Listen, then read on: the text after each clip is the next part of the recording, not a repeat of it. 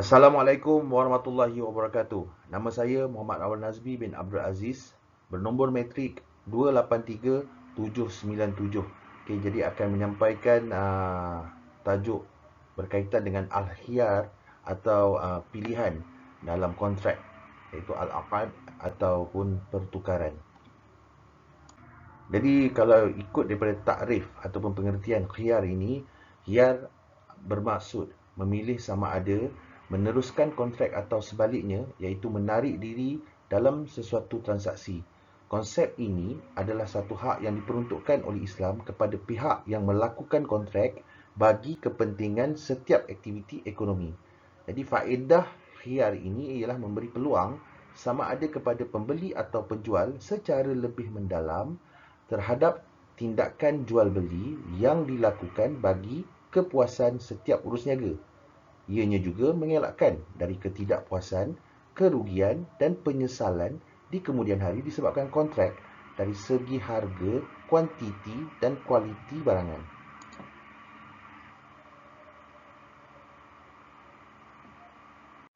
Jadi dalam tajuk ini, khiyar ini terbahagi kepada 6, iaitu ada khiyar majlis, khiyar syarat, khiyar aib, khiyar ta'in, khiyar ru'yah dan juga khiyar naqad.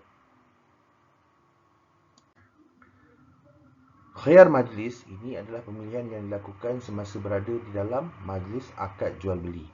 Okey, jadi khiyar ini juga bermaksud setiap pihak yang berkontrak mempunyai hak untuk membatalkan kontrak selama mana mereka berdua masih berada di dalam majlis kontrak itu, iaitu sebelum mereka bersurai ataupun berpisah. Berpisah dalam majlis itu seperti mana yang difahami pada adat, seperti telah beredar atau keluar dari tempat transaksi berlaku. Pihak yang berkontrak mempunyai hak dalam menerus atau membatalkan kontrak selama mereka masih berada dalam majlis kontrak, atau salah seorang, baik penjual ataupun pembeli, memberi pilihan atau khiyar kepada seorang lagi, lalu ia memilih untuk berkuat kuasanya kontrak itu. Dua orang berjual beli, dia boleh membuat pilihan selagi mereka belum berpisah di tempat akad atau selama mana salah seorang daripada mereka tidak mengatakan kepada seseorang lagi dengan berkata pilihlah. Apa yang dimaksudkan ialah berlakunya proses tawar-menawar harga atau kuantiti barangan. Jadi jika dia meneruskan pembelian, ianya tidak dikatakan khiyar majlis, iaitu jika adanya ijab dan qabul. Jadi pembeli boleh membeli barangan selagi belum membuat keputusan untuk membeli dan membayar harga tersebut. Jadi berpisah dari tempat akad bermaksud berpisah atau telah meninggalkan tempat urus niaga yang dilakukan. Perpisahan berdasarkan uruf atau adat kebiasaan. Sekiranya tempat yang kecil, seperti contoh kedai buncit, berpisah ialah apabila keluar daripada kedai tersebut.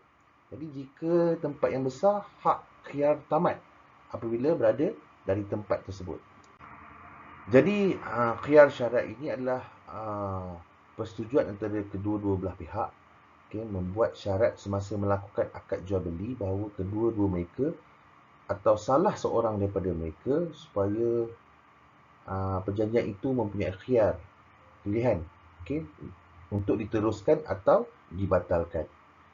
Jadi penjual atau pembeli, salah seorang dari mereka membuat syarat pada waktu akad supaya kontrak itu mempunyai pilihan. Umpamanya pembeli mengatakan saya beli barang ini dengan harta khiyar selama 2 hari. Dengan lafaz ini, maka kontrak jual beli itu telah berlaku dengan tempoh khiyar mengikut seperti mana yang telah ditetapkan. Tempoh khiyar syarat menurut jumhur fuqaha bahawa tempoh khiyar yang disyaratkan hendaklah dimaklumi. Jika tidak, maka ia dianggap rosak. Dari segi tempoh masa khiyar, ada ulama yang berpendapat ia tidak boleh lebih daripada 3 hari. Maksudnya, kedua-dua penjual, pembeli atau salah seorang daripada mereka membuat syarat di waktu akad. Contohnya pembeli mengatakan, saya beli barang ini dengan harga RM100 dengan syarat selama 2 hari. Jadi ini bermakna kontrak jual beli berlaku dalam tempoh khiyar ataupun pilihan seperti yang telah ditetapkan. Jadi tempoh khiyar syarat ini ialah jumhur ulama bersetuju bahawa tempoh khiyar mestilah diketahui oleh penjual dan pembeli. Khiyar mesti ditentukan masa, tidak boleh berpanjangan atau dalam jangka masa yang tidak dapat ditentukan. Abu Hanifah dan Syafi'i berpendapat tempoh khiyar adalah 3 hari berdasarkan hadis Nabi, iaitu engkau boleh khiyar pada semua jenis barangan yang engkau telah beli selama 3 hari 3 malam. Kalau ikut mazhab Maliki ataupun Hambali, tempoh khiyar adalah mengikut persetujuan bersama. Alasan mereka buah-buahan tidak boleh khiyar melebihi 1 hari. Okey, sebab dia akan cepat rosak. Jadi pakaian dan ternakan adalah selama 3 hari dan tanah ataupun rumah adalah lebih sebulan. Mereka berpegang kepada hadis riwayat Ibnu Umar, baginda membenarkan khiyar sehingga 2 bulan. Jadi pandangan yang kuat ialah pandangan Maliki dan Hambali kerana bersesuaian dengan keadaan semasa. Jadi khiyar naqad ataupun pilihan naqd ini adalah pemilihan diberi kepada penjual untuk memfasahkan jual beli yang sudah diakad apabila si pembeli gagal membayar harga yang dibeli pada masa yang telah ditetapkan. Akan jual beli terfasah dengan sendirinya jika si pembeli mati dalam masa berjalannya khiyar ini. Jadi pilihan yang diberi kepada pembeli untuk memilih dalam tempoh pemilihan yang telah ditetapkan. Pembeli hendaklah menentukan barangan yang menjadi pilihannya sebelum habis tempoh pemilihan yang telah ditetapkan. Ianya boleh diwarisi apabila si waris mengambil alih kuasa pemilihan. Jadi khiyar yang seterusnya adalah khiyar ru'yah. Okey. Khiyar ru'yah ni adalah hak pembeli untuk membatalkan akad atau tetap melangsungkannya ketika ia melihat objek akad dengan syarat ia belum melihatnya ketika berlangsung akad atau sebelumnya ia pernah melihatnya dalam batas waktu yang memungkinkan telah terjadinya batas perubahan di atasnya. Okey, jadi konsep khiyar ini disampaikan oleh ulama Hanafiyah, iaitu Hanafiyah, Malikiyah, Hanabilah dan Dhahiriyah dalam kes jual beli benda ghaib ataupun tidak ada di tempat tu atau benda yang belum pernah diperiksa berdasarkan hadis yang bermaksud barang siapa membeli sesuatu yang belum pernah dilihatnya maka baginya hak khiyar ketika melihatnya. Okey, hadis riwayat Darul Qutni. Jadi namun Imam Syafi'i menyangkal keberadaan khiyar ru'yat ni kerana menurutnya jual beli terhadap barang yang ghaib tidak ada di tempat sejak semula jadi sudah tidak sah. Okey, ini terjadi manakala pada saat akad dilakukan barang yang berlakunya transaksi tidak ada di tempat sehingga pembeli tidak melihatnya. Jika ia telah melihatnya, maka khiyar ru'yahnya menjadi hangus dan tidak berlaku.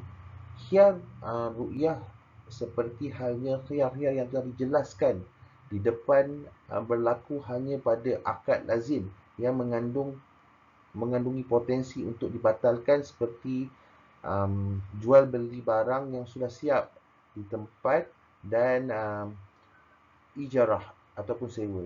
Adapun jual beli barang yang belum siap dan hanya diberitahu lewat ciri-ciri dan sifatnya saja seperti dalam akad salam, maka khiyar ru'yah tidak berlaku. Selain dari hadis di atas, para ulama juga berpendapat bahawa khiyar ru'yah ini sangat diperlukan dalam berbagai transaksi perniagaan. Misalnya saja seseorang mungkin menginginkan sesuatu barangan yang belum ia lihat, dengan adanya khiyar ru'yah maka transaksi itu dapat diselesaikan dengan mudah kerana ia dapat diberi kesempatan melihat barang yang akan dibeli sehingga terhindar dari kecurangan ataupun penipuan dan permainan yang akan merugikan dirinya. Jadi, syarat khiyar ru'yah bagi yang membolehkannya antara yang lain adalah tidak atau belum terlihat barang yang akan dibeli ketika akad atau sebelum akad. Jadi barang yang diakadkan harus berupa barang konkret seperti tanah, kenderaan, rumah dan lain-lain. Barang yang akan ditransaksikan itu berupa barangan yang secara fizikal dan dapat dilihat berupa harta tetap atau harta bergerak. Barang dagangan yang ditransaksikan dapat dibatalkan dengan mengembalikan saat transaksi. Tidak melihat barang dagangan ketika terjadi transaksi atau sebelumnya. Sedangkan barang dagangan tersebut tidak berubah. Jadi yang seterusnya adalah khiyar aib. Okey. Ia bermaksud berlaku kecacatan atau kerosakan sesuatu barangan yang dibeli atau tidak menepati spesifikasi barang yang dibeli atau tidak menepati spesifikasi seperti mana yang dikontrakkan. Okey. Jadi khiyar ini tetap hukumnya dengan syarat secara tidak langsung atau secara isyarat, khiyar syarat. Pembeli boleh menamatkan kontrak ataupun meminta harga yang lebih rendah kerana pembeli tidak tahu sifat kecacatan itu sewaktu membeli atau sewaktu membuat kontrak. Dari segi hukum, ia merupakan suatu yang harus berdasarkan beberapa hadis. Di antaranya sabda Rasulullah SAW, iaitu Aisyah telah meriwayatkan bahawa seseorang lelaki telah membeli seorang budak, iaitu hamba. Budak itu tinggal beberapa lama dengannya dan kemudian didapati budak itu cacat. Lelaki itu terus membawa kes itu kepada Rasulullah SAW. Kemudiannya budak itu dikembalikan semula kepada penjualnya. Riwayat Ahmad, Abu Daud dan Tirmizi. Jadi kalau kita lihat syarat-syarat yang ada dalam khiyar aib ini adalah kecacatan wujud sebelum kontrak atau setelah kontrak tetapi belum dilakukan serahan. Jika kecacatan berlaku selepas kontrak, maka khiyar aib tidak boleh disabitkan. Kecacatan tidak diketahui oleh pembeli sewaktu kontrak. Jika pembeli tahu, tiada khiyar aib. Jadi jenis barang yang dibeli biasanya tidak cacat lah ya. Jadi kecacatan tidak hilang sebelum kontrak dibatalkan dan seterusnya kecacatan tersebut bukan dari jenis yang mudah diatasi. Contohnya baju kecil, radio atau radio yang tidak berfungsi.